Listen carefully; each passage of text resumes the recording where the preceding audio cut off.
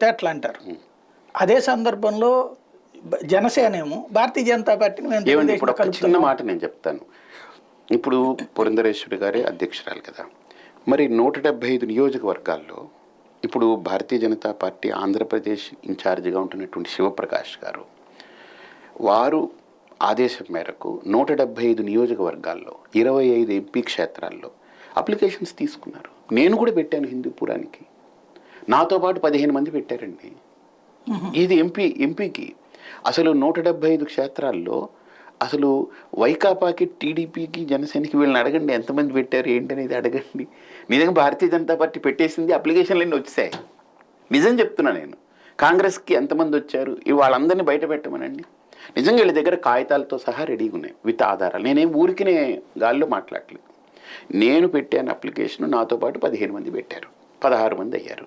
ఇలా ప్రతి ఎమ్మెల్యే నియోజకవర్గానికి మీరు అధ్యక్షురాలని అడగండి, 10 మందికి తక్కువ లేకుండా వచ్చారు. మేము వస్తాం, మేము నిలబడతామని. ఇప్పుడు ఆయన శివప్రకాష్ గారికి ఒక ప్రశ్న వచ్చింది. ఇప్పుడు 175 నియోజకవర్గాల్లో 15 మంది చొప్పున మనకు వచ్చారు, 25 ఎంపీ క్షేత్రాల్లో 15 మంది 16 మంది వచ్చారు. ఇప్పుడు మనం పొత్తు పెట్టుకుంటే వీళ్ళందరినీ ఏం చేయాలి? ఇప్పుడు వీళ్ళందరూ రెడీగా ఉన్నారు కదా, వీళ్ళకి పొత్తు కావాలా వద్దా అనేది కూడా వాళ్ళు ప్రశ్నించుకుంటారు. ఇప్పుడు కింద స్థాయి నుంచి వాళ్ళు కూడా ఇప్పుడు 175 × 10 అండి, ఎంతైంది? 1700 మంది, అంతే కదా. అలాగనే 25 × 15 వేసుకోండి, సుమారుగా నా లెక్క ప్రకారం 400 మంది, 450 మంది. అంటే ఒక 2500 మంది బరిలో దిగడానికి, నీ తరపున యుద్ధం చేయడానికి అందరం రెడీగా ఉన్నామన్నారు. ఇప్పుడు మనం కలిసి వెళ్ళి యుద్ధం చేస్తామా, ఒంటరిగా వెళ్ళి యుద్ధం చేస్తామా అని ఇప్పుడు వాళ్ళు నిర్ణయం తీసుకునేటప్పుడు ఎవరితో మాట్లాడతారు? వీళ్ళని కూడా పరిగణలోకి తీసుకుంటారు కదా. మరి ఇప్పుడు అందువల్లేనేమో వాళ్ళు కూడా ఆలోచిస్తున్నారు, దాని సమాలోచన, అరే మనకి ఇంత సైన్యం ఉన్నారా కార్యక్షేత్రంలో, అద్భుతమని వాళ్ళు కూడా ఆనందిస్తున్నారు. అంటే మనకి తెలంగాణలో 2018 తర్వాత 18లో దెబ్బతిన్నాక అప్పుడు 7% ఓట్లు వచ్చినాయి.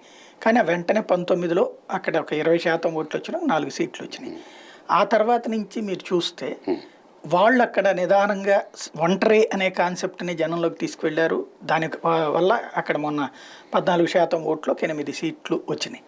ఆంధ్రప్రదేశ్లో వచ్చేటప్పటికి కరెక్ట్గా 2019 తర్వాత 20 నాటికి మీరు ఇక్కడ కూడా సింగిల్ అని బిగిన్ అయ్యే టైంకి జనసేన మీతో వచ్చి చేయాలి. పోనీ 2 కలిపి